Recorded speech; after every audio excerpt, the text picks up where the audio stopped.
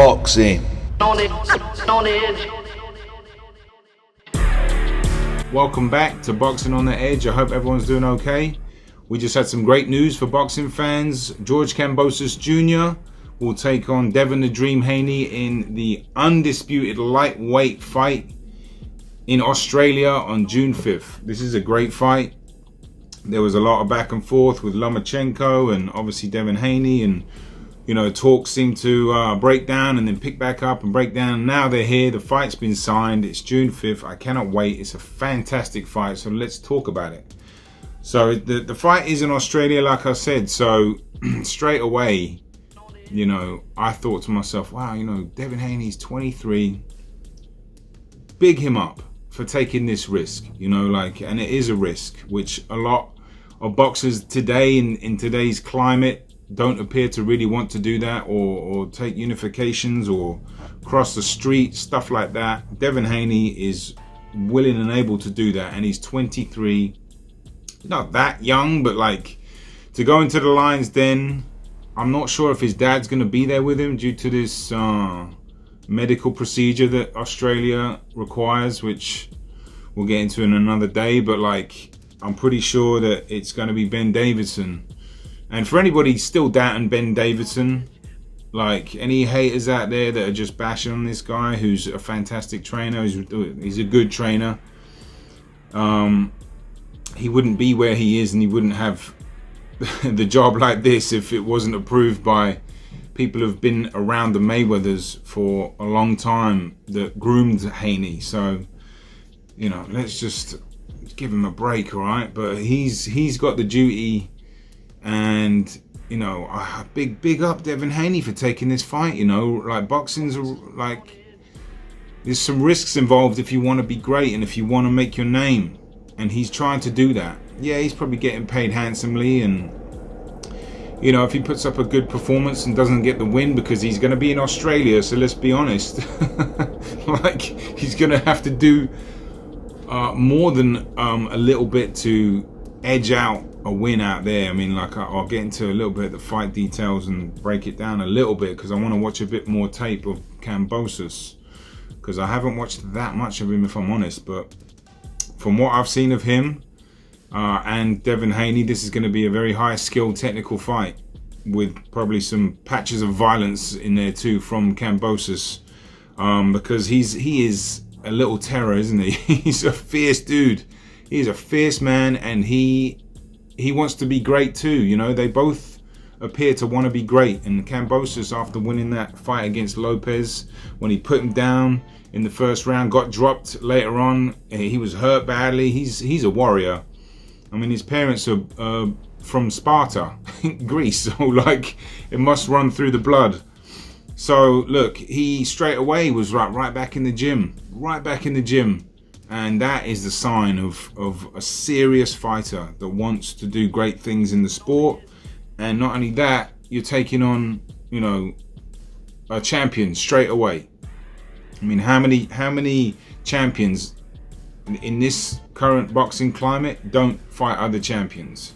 You know who I'm talking about on the other side of the street. They just don't want to do it. It's not them, I know that. It's their carers or promoters or whatever you want to call them. But I'll give my hats off to both these guys for doing what they're doing. So let's talk about the fight. Let's talk about how Devin Haney is going to have to deal with an awful lot going into the Lions Den at such a young age. However, he's had fights in Tijuana when he was young, and that will serve him extremely well. And his amateur background, where they're traveling around, they both have pretty good amateur records and backgrounds, and when you're traveling around in the amateurs, that can really gear you up for situations like this. Perhaps not identical to it, obviously not identical, but it's going to be another level in Australia, because it's going to be a raucous crowd, and that is I'll say concern. It's definitely a worry, where I'm like, wow, that's a lot to ask for such a young fighter without his main training team there. There's still decisions on who's actually going to be with Davidson. I know I was watching an interview on the Boxing Voice, and Mickey Bay was on there too, and he just fought Kambosos recently, or a couple of years ago. And there were talks of him maybe getting involved in the camp as well. That might be a good addition, because he's been around Devin Haney in the Mayweather camp. He's fought Kambosos. You know, he could offer some insight there. But my main issue would be is how is Devin Haney going to deal with the energy, you know, of Australia and the fans, and then, you know, you're going to have someone that's going to put it on you. Kambosos is very intelligent, so I'm not saying he's going to come out and just attack him. Maybe he will, but because they're both highly intelligent and very skilled. Kambosos, they're both very hard to hit as well, so it could be, you know, a high skill chess match for a little bit, and then with patches of violence. I think I've already said that, but at the end of the day, Haney has got an unbelievable jab, and he's going to have to use that a lot. And while he does that, he's going to have to keep his right hand up, glued to his chin, but higher up than his chin, because Kambosos has an amazing check left hook, or his left hand in general is very good, and he sneaks it in there. He's fast. Kambosos' range control's really good. So is Devin Haney's. They're both, you know, incredibly astute.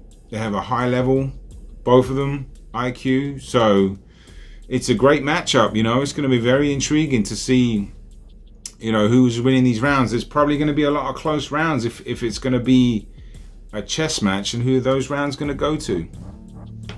Kambosos, probably, being in Australia.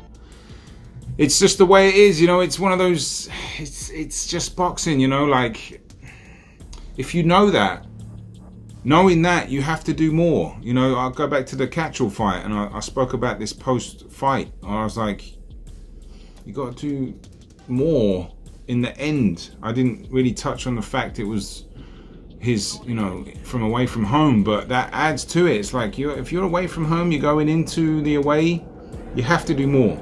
A lot more, whether you want to agree with that or not. And Devin Haney's going to have to come out guns blazing, and he's going to have, not guns blazing like that, but with the energy of doing more, putting more jabs out there. He's got one of the most educated jabs I've seen in a while, and you know, he knows how to step in on it too, because when Kambosos fought Lee Selby didn't really know how to use his jab properly, and Kambosos was having an easy time getting away from it. But Haney's jab is far better than Lee Selby's, and it's going to be intriguing to see just what happens when these two guys get it on, because, you know, I can't really see Devin Haney putting Kambosos down. There's a lot of talks about his power. How is he going to fight? Is he going to fight like he did against Jojo Diaz, where he's putting himself at risk a little bit more? I think at times he's going to have to. You know, he's not going to be able to box off the back foot and win a decision in Australia. No way.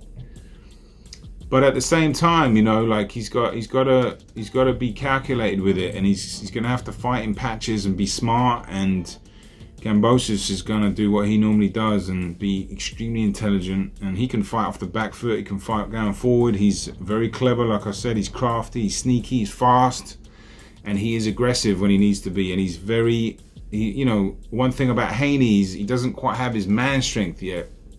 He looks a bit frail sometimes. You know, he's been hurt, got caught against Linares, although he still took it all right. You know, he hasn't been dropped yet. But if you were to favor down the stretch somebody with the intensity like Kambosos, with the fans behind you, with your belts on the line, with the energy that you want to be great, you know, who it might come down to who wants it a little bit more in 1 or 2 rounds towards the end, and it's going to be very intriguing. I cannot wait for this. I think, you know, this is a great fixture for boxing, so we'll mark it down in the calendar. June 5th, fantastic fight. I'm going to watch a bit more footage so I can get a bit more detail on the fight breakdown, because, you know, it's just got announced and I just wanted to do a video about it because I was generally excited about it. And yeah, I will do another one closer to the date, But that is it for me. I hope everyone's good. Have a great week. Boxing on the Edge. I'll see you soon.